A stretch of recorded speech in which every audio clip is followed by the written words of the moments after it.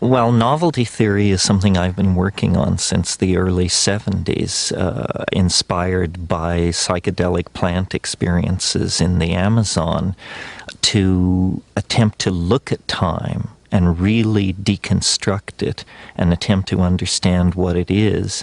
And this has been a wild intellectual ride, leading to some pretty easily stated conclusions.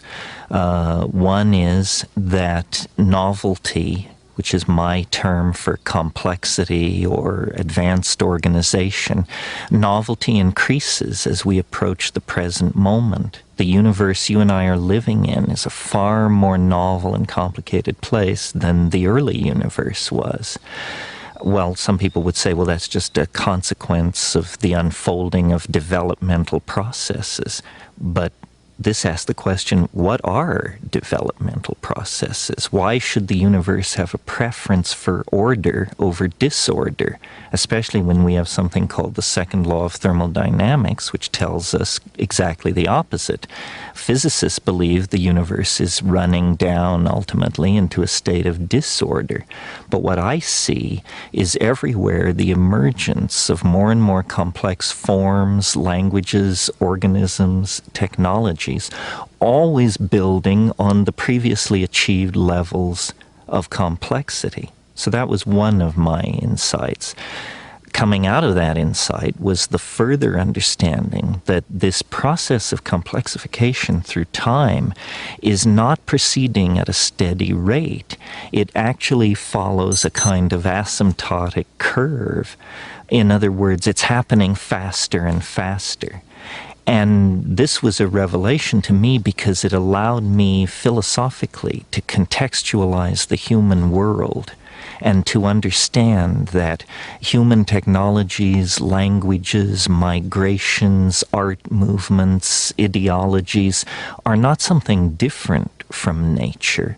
They're the same download of process that we see in the movement of continents, the evolution of new species of animals, except that these human novel emergent situations are happening much more quickly.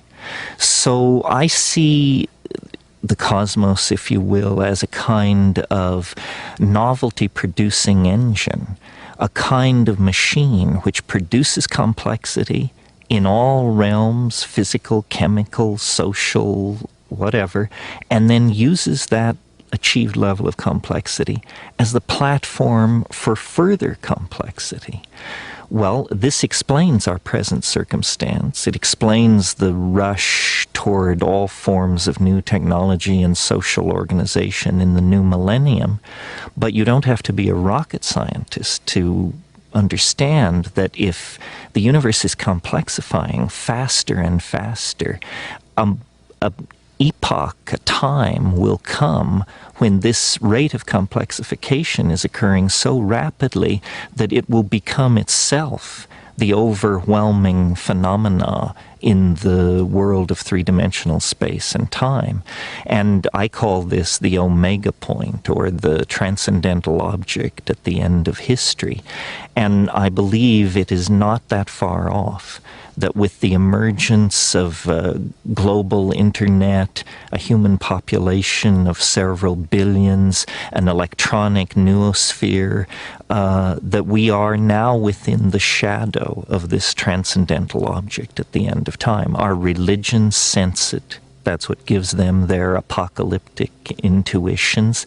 And I think the ordinary man and woman in the street sense a kind of built-in acceleration to time itself.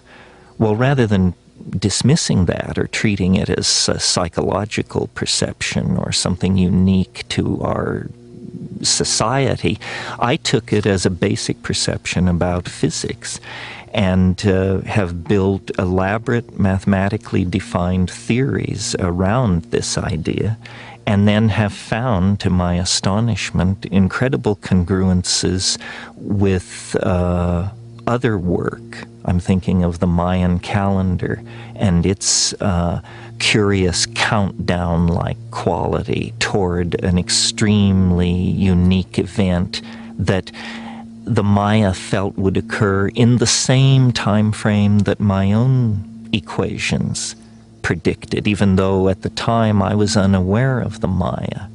So what we have here is a new model of time based on a very real intuition that I think most people share, which is that time is speeding up, that human beings are part of that process, and that the culmination of that process is now within the ven of historical time. In other words, I believe it will happen in 2012, in December, coincident with the same events that the Maya placed at the end of their calendar. Even if I'm wrong, even if it's 100 years or 500 years later, these are still spans of time that, when compared to the life of the planet, are fractions of a percentage. So whether you believe, as I do, that we can know the precise moment of this transformation of the world of time, or whether you believe it is simply coming soon and fast, really doesn't make that much difference. We are all gathered here at the end game of developmental processes on this planet. We are about to become unrecognizable to ourselves as a species. Our technologies, our religions, our science has pushed us toward this for thousands of years without us awakening to what the denouement would be. Now we stand close enough to it that I think all but the most lumpen among us must feel the tug of the transcendental and the transformative.